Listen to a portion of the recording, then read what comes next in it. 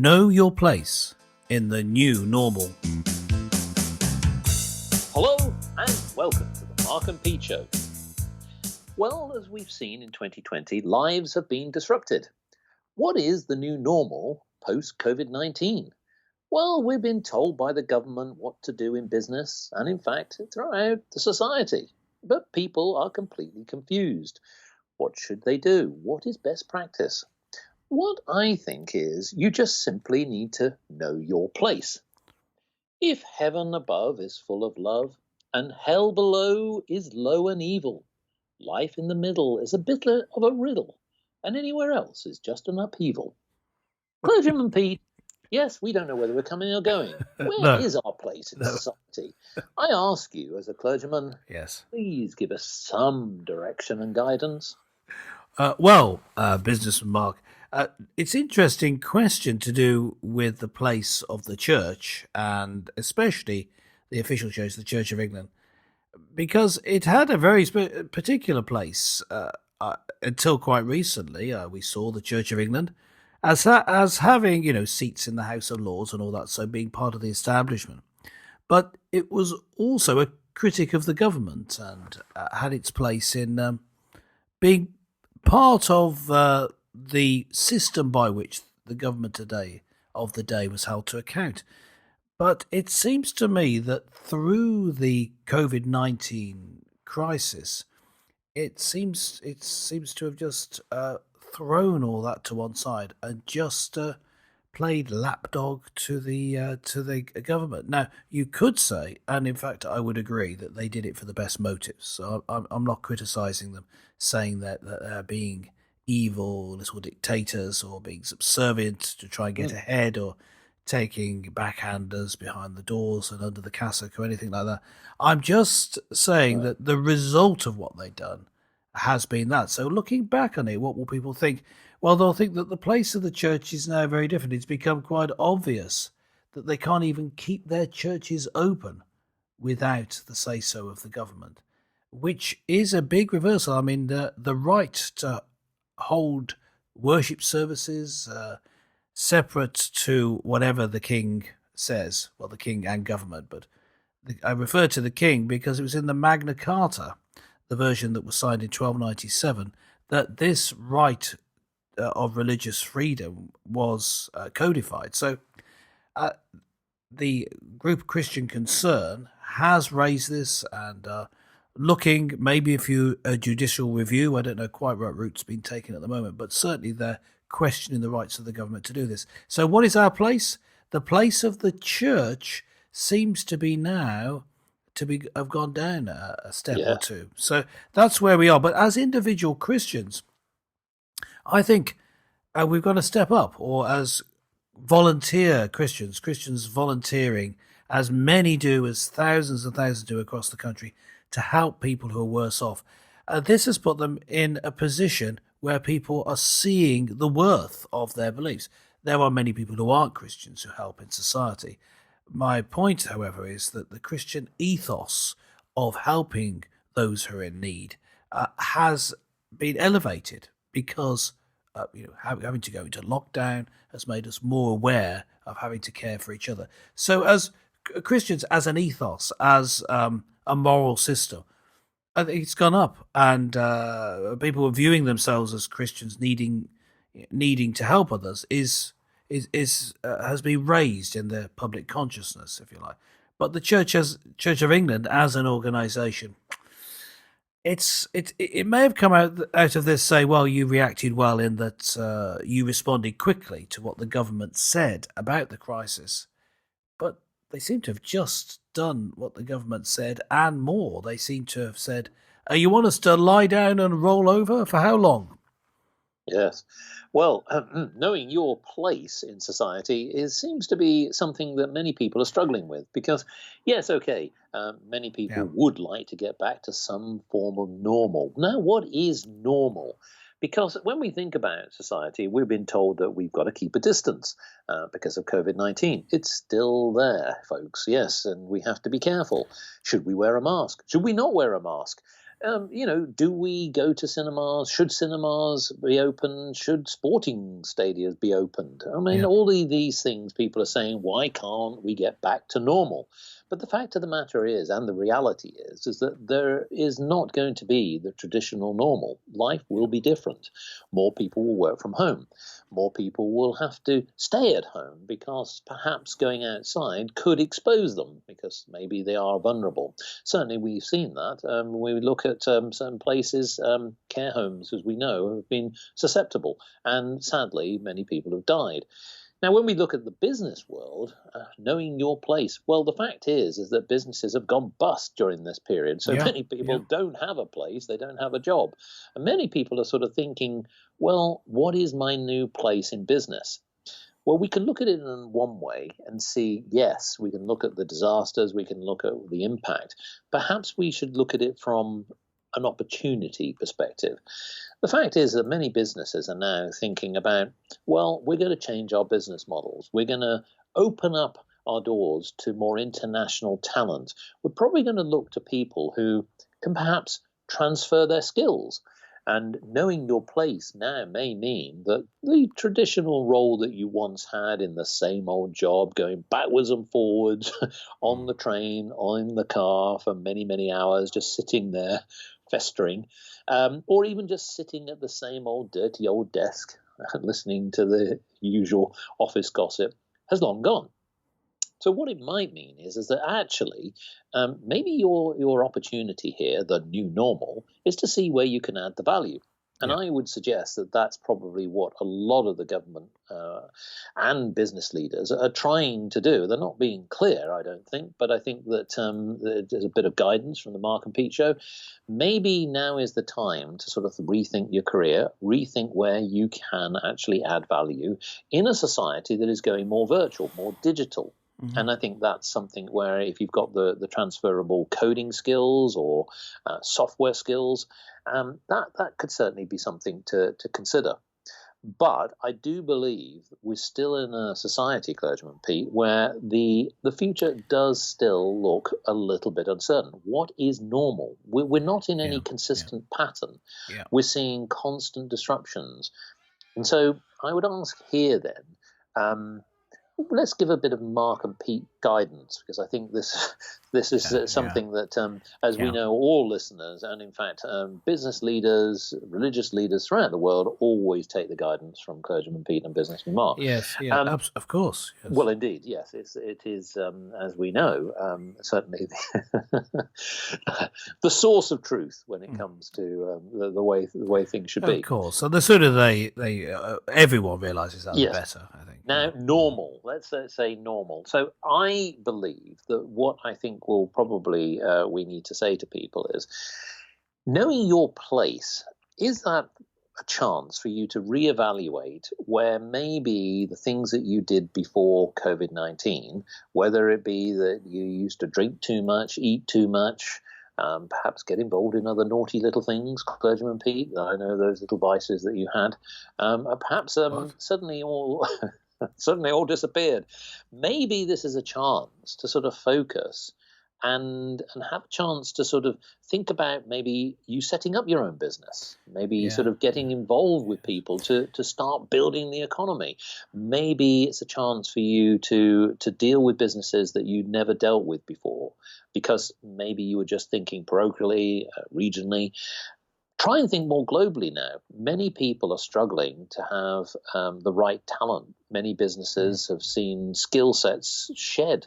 We've seen engineers, many big manufacturing companies shed people because of what's happened with COVID-19. Maybe they can transfer their skills into other areas. Maybe teachers, for example, who have struggled to get back to school or don't like the traditional way of being in a physical classroom, why not set up, say, for example, a virtual classroom?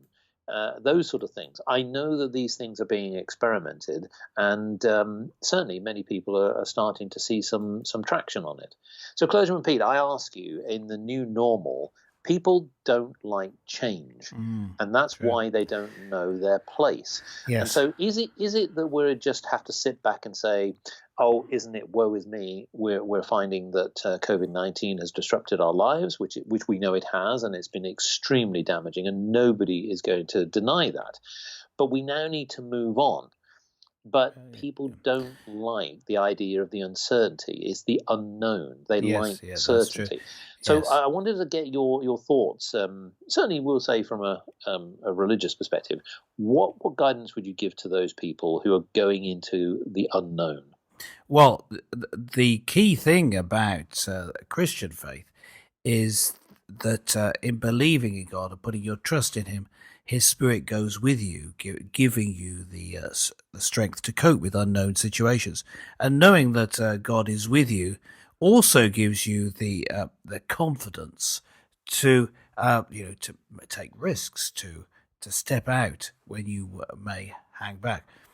And at a further level, I'd say also that if you read the Bible regularly, you get general guidelines from it on how to behave, such that if you have standard orders on how to behave, you're then able to make decisions easier. It's a bit like if you're in a situation where you're driving a car. When you first drive the car, when you first get in, maybe in your first lesson, it seems like there's an impossible number of things to remember how to do. But you've got certain instructions and you just follow them. Then you get used to them, they become second nature, and before you know it, you're beeping your horn and swearing at the person who won't let you past. Hmm. I'm just talking about your driving style there. Well, of course. I mean, But you that is the new in the normal. same way, how to live your life. If you've got the general instructions and you practice living in that way, when it comes to new situations, just like in the car, your new situation, someone driving in front of you, that sort of thing. When new situations come, you're able to cope because you've got the general pattern of life worked out. Now, the disruption in churches has been interesting. I referred to that earlier. From the negative standpoint, that the churches seem to have given up their decision making to the government to a certain extent. However, what it has done is stirred them into action. And to my great surprise, the Church of England is actually waking up from its slumber. It's made decisions. The Diocese of Oh, Chester surely not. has given a small grant to every Yes. single parish church to help them as they're coming out of lockdown. The sort of thing they got in mind is to buy good equipment for streaming your services. So many churches, almost every church, it seems, across the country, has started streaming its service on the internet. Before this, only a few months ago, hardly any churches were doing it, and there was strong resistance. Internet? What's that nonsense? Now it's seen as an essential part of it, a part of their Christian outreach. People are the Church of England's moving into the 20th century, and it's nearly in the 21st century. Oh, It's giving it a kick up the cassock to try and this lockdown has. As I say, it's also spurred people to action in the traditional sense of caring for the sick. Because, though, people such as clergy weren't able to go and visit people when they were sick, it stirred people into more inventive ways of being able to get in touch with people in yes. hospitals. It's involved more people. It stirred up the church. But so that's the church as an organisation and Christians together. Now, just one final point. Knowing your place, the idea we're taking here, it's not knowing your place as in staying in the same place. It's finding your new place in the new normal. Correct. And one of the big things that's happened is people getting fit. Oh, yes. Because you're only allowed to do one lot of exercise today. Seems to, in my humble opinion, to have spurred people to actually having some exercise each day when they didn't before. They went and sat in the car, drove to work maybe, and then sat at a desk and then drove back. But now they get out and they do their exercise. It could be, I only say could be that this is the new normal. I suggest that it is. Keep up the exercise, keep up the good things that you've learned. And I think many people will. Yes. And just one final point, though this is really in your area, though, the idea of using the internet to mean that you don't have to commute into Correct. your place of work. So that's saving the environment, which we're all Well, about here on Mark and Pete. So I want to mention that's a plus point as well. Knowing your new place is maybe at your desk at home instead of in the place of work.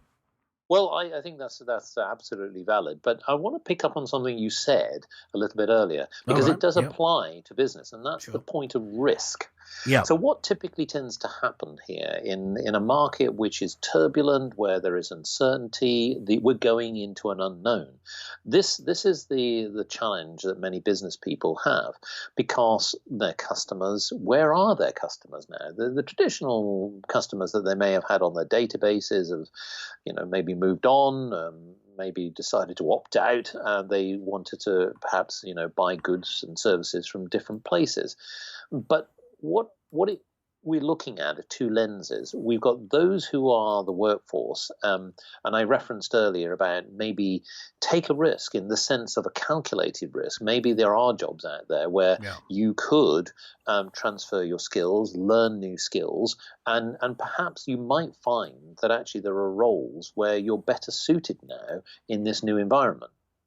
On an employment side, i.e., people who are business leaders, they're Yeah. having to think about taking risks because they know in this world to keep customers is vital today, and growing your business is really hard in a market that's been hit, especially, and if we take a European lens, because of the uncertainty of whether the UK is going to have an agreement with the European Union. Yes, folks, Brexit, and Yes. Back maybe to other that. Yeah. another deals, of course, whether it be alignment with China and or other places and or the US. We don't know what's going to happen to the UK, and we don't know what's going to happen to the United States. I mean, there's certainly an uncertainty there because we don't know which candidate is going to become president. We might have some ideas, but that's a different that's a different that's a different show, folks. Yes. But what I Watch would out for say that is one. this: Yeah. you've got to take more calculated risk to open up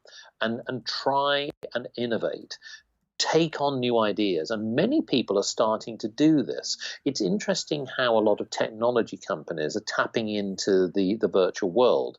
We've seen, without mentioning certain brands, but whether it be video organizations who are starting to see traction of how you can sell not just you as an individual, but how you can sell your goods via online Mhm. and through certain social channels and using the web. And it certainly starts to open up markets, and people are wanting to consume things in different ways. And even if we take the idea of the traditional ways of buying goods, such as clothes and consumer goods, many people now don't walk into a high street necessarily, but they consume it online. So I think that whilst I know there's only one thing of a much broader economy, now is the time where people could probably think about how they can innovate. And I Yeah. believe that what we will see is that we're going to see more businesses come up with new services, new ways of communicating with an audience that they've never been able to do before. And here's one thing, which I do think is something that people might need to think about. And that is, I've mentioned it on other Mark and Pete shows. I'm going to mention it again in this Know Your Place. Your place may need to be different, and you may need to be available in different ways. Maybe the traditional working week of the 9 to 5 may go. It might mean that you have to stretch your time. You may have to split your time. You may have to work at weekends. In fact, what is a weekend anymore? Because more Yeah. people are global. Yeah. Now, I know Sure. that many people think that globalization has been a bad thing for certain economies, and that's open to debate depending on the vertical or the market sector that you're in. But what I would say is that what I see happening now is your place, whoever you are, whether you're a business leader and or if you're an employee, will now need to change. And I think it means you've got to adapt and be much more flexible than ever before. And actually, interestingly, a lot of business leaders are recognizing that. They're giving people more scope, meaning that, as long as you're doing your job, as long as you're achieving your goals, if you don't happen to work on a Wednesday, so be it, and you do happen to work on a Sunday, great. But whilst it has to fit within the company policy, the Yeah. point here is that what people are looking for is that ability to add value. And that's where I see that the new normal will be. If you can demonstrate that, well, the fact that you're not necessarily in a fixed location at a particular desk anymore, those days are long gone. I Yeah. can't see that coming back. Yeah. Well, that's just to follow on from that. Really, this is my last point about this: is that change, the change in maybe how you do church because of the online being available. Same as with distance working and more, therefore more flexible working hours for people, as you were just saying, Mark. And what I think is that don't just what I would say is to people, rather, is don't just accept this as a fait accompli. This is what's going to happen. Think about how it applies to you. So, for example, if you've got this opportunity to be flexible with your time, maybe you could spend more time with your family or your husband or wife, and have times to build in quality family time. Wouldn't that be brilliant? Maybe if you got time to volunteer down at the local charity shop or social supermarket. There are two that I run up here in Wallasey. So if you're around, think about that. The opportunities of being more flexible are quite, I was going to say endless, but actually there's a lot of them about, a lot of opportunities to do good in those spare moments. And so think about how your day is structured, and you may be able to improve your life by seeking to improve the lives of others. So give it some thought. That's what I'm saying. It may not be possible, but there's going to be, surely for many, there's going to be that opportunity, so many more opportunities to improve the world around you. And then that improves your life. Oh, yes. Well, yes, listeners, well, we know your place should be is definitely to keep listening to the Mark and Pete That show. hasn't But changed. Hasn't changed. we would certainly value your input on this. So, yes, knowing your place, doing good and adding value, that's the key here. Well, why not log on to markandpete.com and let us know your thoughts. We would love to hear from you how your lives have changed since, obviously, the COVID-19 impact, and what you think about how your place will change in the future. Well, join us again next time for more topical topics with Clergyman Pete and Businessman Mark.